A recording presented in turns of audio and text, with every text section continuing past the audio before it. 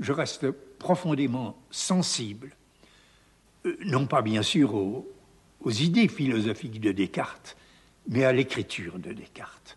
Enfin, le discours de la méthode, je ne peux pas lire ça sans avoir les larmes aux yeux. On n'a jamais parlé philosophie comme ça avant Descartes et on n'a jamais parlé philosophie depuis. Enfin, cette simplicité, cette limpidité, cette gentillesse, si je puis dire. Vous parliez de Rousseau il y a un instant. Enfin, le discours de la méthode, c'est un peu dans l'ordre de la pensée ce que les confessions sont dans l'ordre de la vie. Méditation seconde de la nature de l'esprit humain et qu'il est plus aisé à connaître que le corps.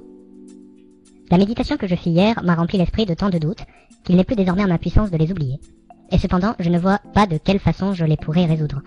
Et comme si tout à coup j'étais tombé dans une eau très profonde, je suis tellement surpris que je ne puis ni assurer mes pieds dans le fond, ni nager pour me soutenir au-dessus. Je m'efforcerai néanmoins et suivrai de rechef la même voie où j'étais entré hier, en m'éloignant de tout ce que je pourrais imaginer le moindre doute, tout de même que si je connaissais que cela fût absolument faux. Et je continuerai toujours dans ce chemin, jusqu'à ce que j'ai rencontré quelque chose de certain, ou du moins, si je ne puis autre chose, jusqu'à ce que j'ai appris certainement qu'il n'y a rien au monde de certain. Archimède, pour tirer le globe terrestre de sa place et le transporter en un autre lieu, ne demandait rien qu'un point qui fût fixe et assuré. Ainsi, j'aurai droit de concevoir de hautes espérances, si je suis assez heureux pour trouver seulement une chose qui soit certaine et indubitable. Je suppose donc que toutes les choses que je vois sont fausses. Je ne me persuade que rien n'a jamais été de tout ce que ma mémoire remplie de mensonges me représente. Je pense n'avoir aucun sens. Je crois que le corps, la figure, l'étendue, le mouvement et le lieu ne sont que des fictions de mon esprit. Qu'est-ce donc qui pourra être estimé véritable? Peut-être rien autre chose, sinon qu'il n'y a rien au monde de certain. Mais que sais-je s'il n'y a point quelque autre chose différente de celle que je viens de juger incertaine, de laquelle on ne puisse avoir le moindre doute? N'y a-t-il point quelque Dieu ou quelque autre puissance qui me met en l'esprit ces pensées?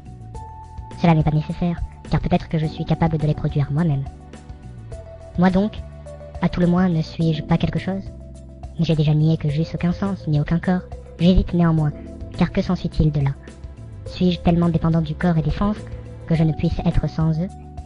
Mais je me suis persuadé qu'il n'y avait rien du tout dans le monde, qu'il n'y avait aucun ciel, aucune terre, aucun esprit, ni aucun corps. Ne me suis-je donc pas aussi persuadé que je n'étais point?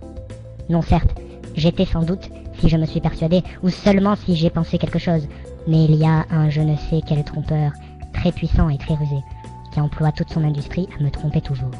Il y a donc point de doute que je suis, s'il me trompe.